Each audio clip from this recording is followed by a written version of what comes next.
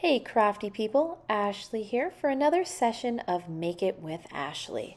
So today we have another layout from the Crisp Air collection. And I simply love fall. Just look at these colors. So this is actually the third layout I've made from this paper pack. So it's getting kind of down to the bottom of the barrel. I did have a lot of the Picture My Life cards left. So you see how I use that, and a ton of this patchwork. So I've seen this heart layout that I've been dying to try. So I cut a bunch of 2x2 inch squares. So this paper was perfect for that. And then you're going to cut them in half diagonally. I did a bunch of extras because I wasn't sure what I was going to do for the right hand side of my layout, but I didn't end up using them. Now, this heart is going to go on a 9.5 by 9.5 piece of white daisy, and that is a 10 by 10 piece of fern. And I'm going to just kind of lay out my pieces first. I want to kind of be able to play around with the spacing. Now, you can see I've laid out a pile of each of my different paper selections, and I'm trying to alternate them so that they are going different directions. And that they're kind of evenly spaced. Notice I had a little bit too much of that floral, or that fall floral, even though I really liked it. So I went ahead and glued that down, and then I busted out my vintage photo distressed oxide. And then this is that background element stamp, which has a lot of fun. I really thought this added some nice texture. I wanted to gut that fern paper. Fern is one of the new colors this year, and I don't have a ton in my stash. I used it for a different project, so I wanted to make sure I could stretch it a bit. So gutting your paper is a great way to do that. And now my goal is to kind of use up the remnants of this sticker sheet, because like I said, there is not much paper left, so I'm building some cute clusters with these pumpkins, and then I wanted to add some definition to my heart, so I edged it with just my journaling pen. And then now for the right hand side. Now, I knew I wanted to bring in flip-flaps.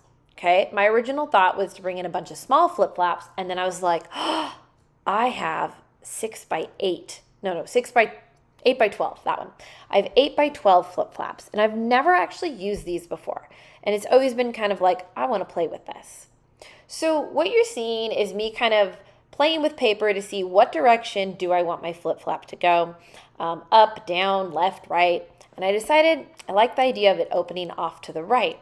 And I wanted the pictures underneath to be hidden.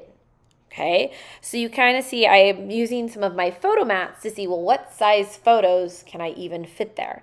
Because I have so many pictures of my family at this petting zoo, but I really didn't want to do another layout from this event. I already had two-page layouts, so this is the third, all right?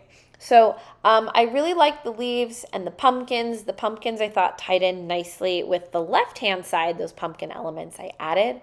And then I kind of wanted to do these like flags because I wanted, or banners, to kind of tie in that left-hand side. I didn't really want to do a bunch of triangles. So this is me kind of going through my photos. I took a piece of like thin cardboard, and I cut out a 3x3, a 3x4, and a 4x4 square in it. And I used that on my photos to see if they'd look good cut down to that size. So once I've kind of figured out my photos for I guess I would call this the inside of my flip flap, I want to go ahead and just kind of get those down. I did want to bring in some repeating colors, patterns, and elements. Okay, so you can see I liked that stripe on that right hand side, and then I'm going to bring in some longer banners for the left. Now this is one thing where you can definitely see my process here. I wanted to kind of mirror the left, so you can see I'm grunging up with my sponge tool. You can see how I am not just doing the edges, I am inking the center all over. I am doing splatter, the large. I'm using first and second generation splatter or stamping to get a wide variety of looks. And I really just love the way this page grunged up. I keep kind of checking my placement. I want to make sure those are going to be hidden when I close my 8x12 flip flap. Okay. Bringing in these long banners, I really liked that dark cluster you can see of splatter at the bottom, and then you can see some of it peeking out of the top.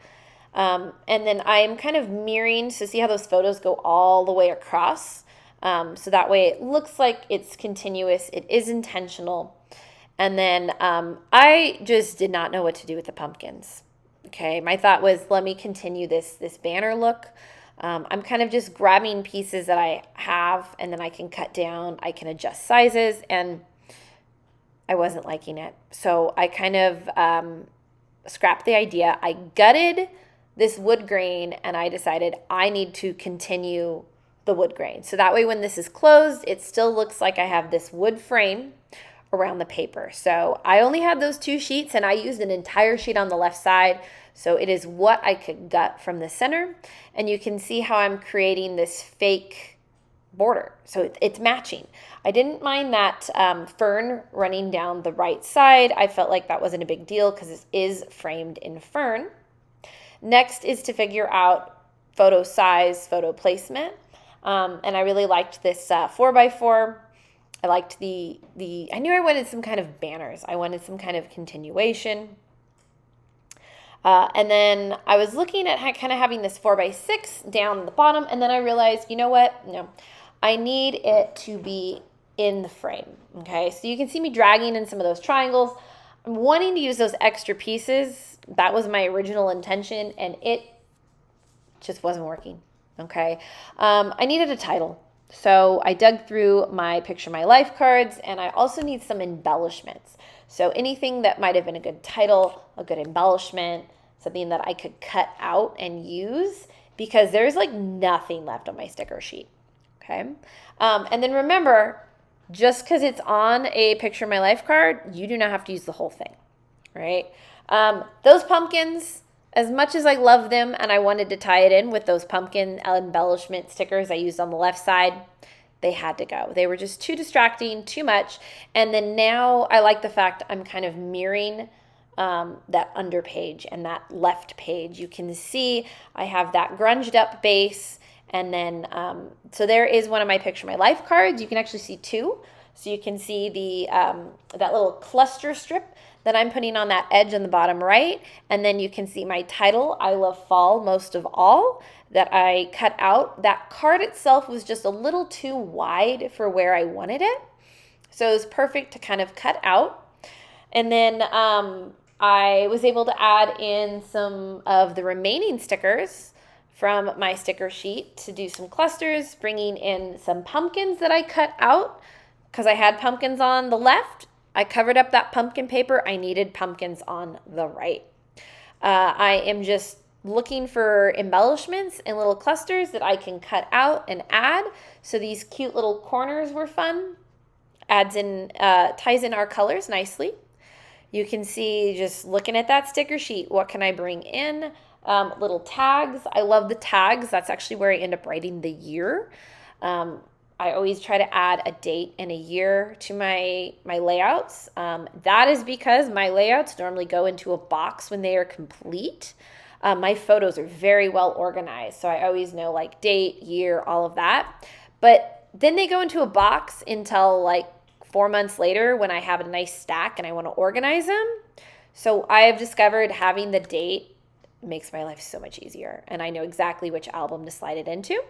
And then I have these cute crisp air dots, and there's like hearts and circles and stars in a variety of colors, so they were perfect to kind of add into that splatter, tie in all of those fun colors that are on this layout, and it just really helps add some pizzazz.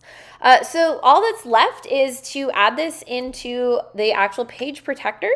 Now, this was going to go in between some layouts that I'd already created that matched these pages. So I slide it in. You can see the back side. It already has a flip flap on it.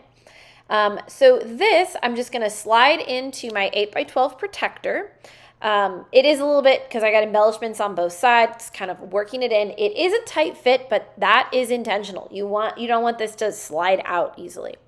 So you can see I remove the adhesive, fold it over, and then simply line it up and tape it down.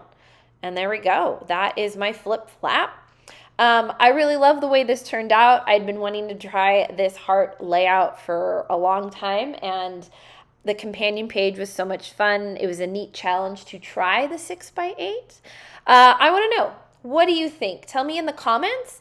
Would you use a 6x8 flip flap, or would you have just turned this into an additional 2-page layout? So let me know. All I know is that I love it, and I think I need to bring in some more of these large flip flaps. As always, craft on, you guys. Don't forget to like and subscribe.